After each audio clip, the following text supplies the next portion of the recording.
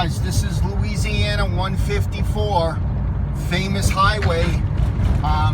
We're about a mile and a half away from the sandwich shop that Bonnie and Clyde stopped at literally minutes before their death.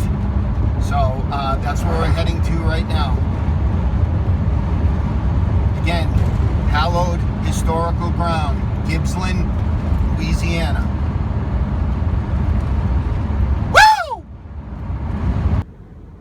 Okay guys, where the Bonnie and Clyde Ambush Museum now is, back in 1934, used to be Ma Canfield's Cafe. That's where Bonnie and Clyde stopped and got sandwiches in the morning, minutes before their ambush death. So that right there used to be a cafe. And you'd have angle parking, and so again, that's a historical place. And now I'll take you on the death road, and we're gonna go in there later, but first I want to do some self-guided exploration.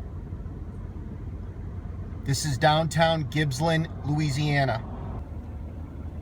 Okay guys, that is 154 right there, and that house is from the 1920s, 1930s all day long. So Bonnie and Clyde definitely passed that house on their way unknowingly to their hideout spot where they got ambushed. So again, I mean, think of it, Bonnie and Clyde passed that house on Louisiana 154. It's the house that they passed. Now this road would have been dirt in the 1930s. So here's Bonnie and Clyde, fresh cigarettes, sandwiches,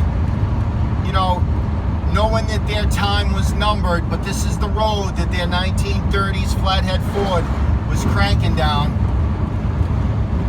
Historic road.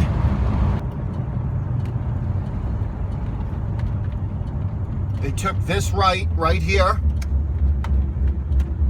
And guys, honestly, look at that structure. That structure was probably there back in the 30s. I mean, so, they took the right to continue on to Louisiana 154. They had no idea. I mean, they knew they were being hunted, but they had no idea that they were minutes away from being riddled with bullets from high-powered rifles. We're talking about 25 times each Bonnie and Clyde were hit.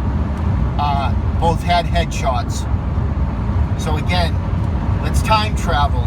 This road is not paved. It's a lot more narrow, and it's dirt.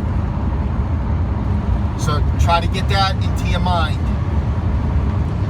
I can't believe it, guys. We're on the Bonnie and Clyde death road. This is American history. So Old Man Methvin, who was used as a decoy by Frank Hamer, had an old secluded farmhouse deep in the woods, overgrown, and that's where Bonnie and Clyde would hide out safely. And they probably made trips to downtown Gibsland, but so Old Man Methvin, his son, who Bonnie and Clyde were running with, made a deal with Frank Hamer because his son was wanted for 2 murder charges in Texas. Frank Hamer, being a Texas Ranger, would exonerate him if Old Man Methvin would act as a decoy so they could ambush Bonnie and Clyde. I mean, it's nuts. This is crazy. Guys, you be the judge. Look at that barn. Guarantee you they whizzed by that. That's an old structure on its last legs.